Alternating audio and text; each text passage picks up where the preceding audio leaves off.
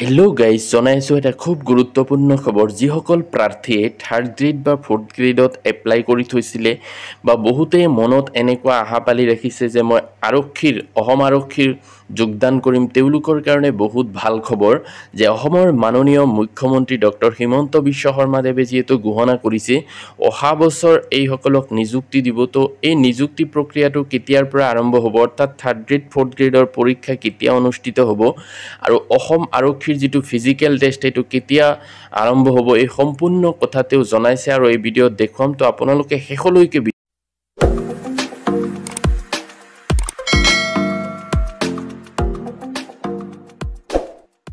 মুখ্যমন্ত্ৰী ডক্টৰ হিমন্ত বিশ্ব শৰ্মাদেৱে ঘোষণা কৰে যে তৃতীয় আৰু চতুৰ্থ বৰ্গৰ পৰীক্ষাৰ সময় যে APSCৰ আৰ্হিত অনুষ্ঠিত হ'ব। এড্ৰি পৰীক্ষা 3টা পৰ্যায়ত অনুষ্ঠিত হ'ব। তৃতীয় বৰ্গৰ পৰীক্ষা প্ৰাৰম্ভিক মূল আৰু সাক্ষাৎকাৰ পৰ্ব অনুষ্ঠিত হ'ব। অৰ্থাৎ APSCত যেনেকৈ প্ৰিলিমিনাৰী মেইনছ আৰু ইণ্টাৰভিউ হয়, ঠিক তেনেকুৱাকৈ এড্ৰি পৰীক্ষাসমূহ অৰ্থাৎ এড্ৰি থাৰ্ড গ্ৰেডৰ যিটো পৰীক্ষা সেইটো 3টা পৰ্যায়ত অনুষ্ঠিত হ'ব। এটা হ'ব প্ৰাৰম্ভিক আৰু এটা মূল অৰ্থাৎ প্ৰিলিমিনাৰী মেইনছ আৰু ইণ্টাৰভিউ। এড্ৰিৰ তৃতীয় বৰ্গৰ পৰীক্ষা অনুষ্ঠিত হ'ব। তেওঁ তাৰিখকেইটাও কৈ দিছে যে 15 ছেপ্টেম্বৰত প্ৰিলিমিনাৰী হ'ব, 22 ছেপ্টেম্বৰত মেইনছ হ'ব আৰু 29 ছেপ্টেম্বৰত ইণ্টাৰভিউ হ'ব। এনেকুৱাকৈ অনুষ্ঠিত হ'ব।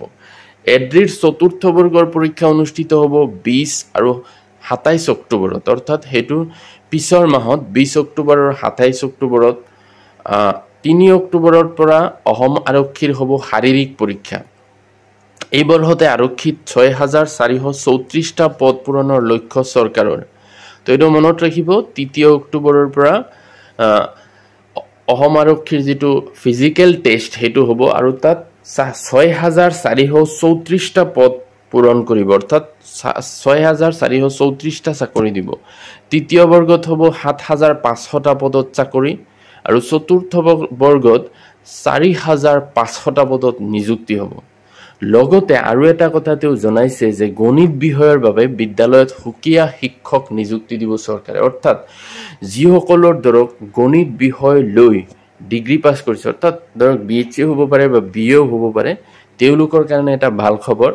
এইটো এক্সট্ৰাকৈ তেওঁ এটা শিক্ষক নিযুক্তি দিব। তো এইখিনি আছিলে গুৰুত্বপূৰ্ণ ইনফৰমেশ্যন। ভিডিঅ'টো ভাল লাগিলে লাইক এটা কৰি দিব আৰু মোৰ চেনেলটো ছাবস্ক্ৰাইব কৰি থ'ব।